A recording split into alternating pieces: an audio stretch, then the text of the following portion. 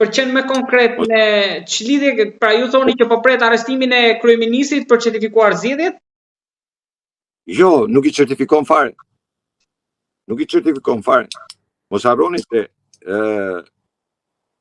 një qeveri teknike nuk certifikon zgjedhjet. Prapë se kuptova. Krijimi i një qeverie teknike nuk certifikon zgjedhjet. Po kush do ta bëjë këtë qeveri teknike? Këtu tash është ajo dilema më e madhe, që kush do ta bëjë. Pra dhe ju jeni me idenë që mund të ketë një qeveri teknike? Patjetër që do ketë, sepse para zgjedhjeve nëse të gjithë pretendonin se do ketë arrestime të mëdha, nuk pati.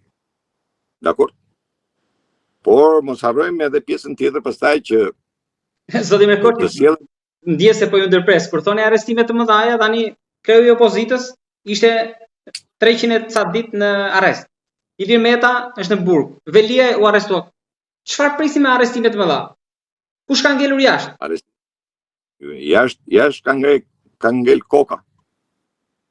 Mos harroni se ne kemi presidentin e Republikës e kemi të implikuar në aferë korruptive të Leonit të Sarandës. Ai e ka. Pra prisim, ka shanse një arrestim i presidentit?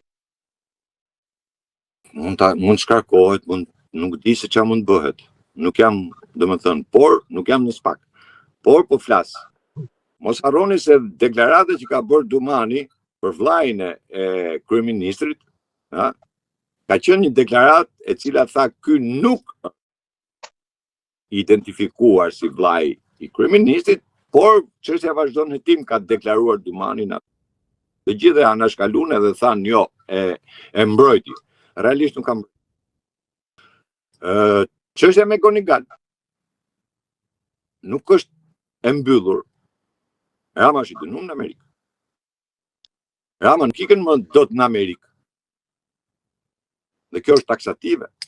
Por ju mendoni që është taksative, por kjo është shumë e fortë. Ku bazoheni për këtë?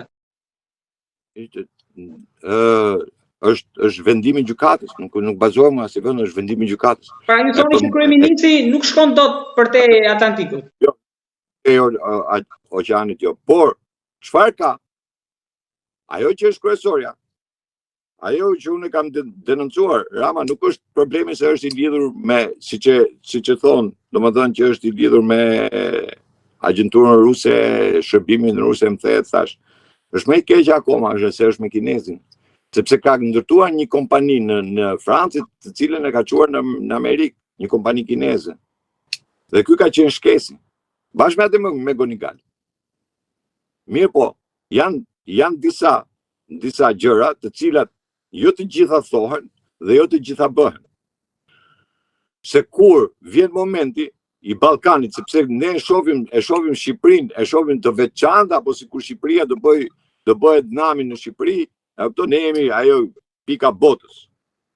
Unë gjykoj se nëse Amerika do ketë një program, apo do ketë një situatë tjetër, do ta shohë Ballkanin në tërësinë e saj, jo vetëm në Amerikën, jo vetëm Shqipërinë. Sepse po të shohim edhe graviteti sot është në Amerika, është në Kosovë, nuk është në Shqipëri, Më tepër është Kosova se sa ke Shqipëria, të kuptohemi drejtësisht, flasim. Atje vendosi dhe komandon tani për Defende 2025. Pikërisht prandaj ta thash, Shqipëria nuk është kaq e thjeshtë. Megjithatë, takimi i shefes Shishit me të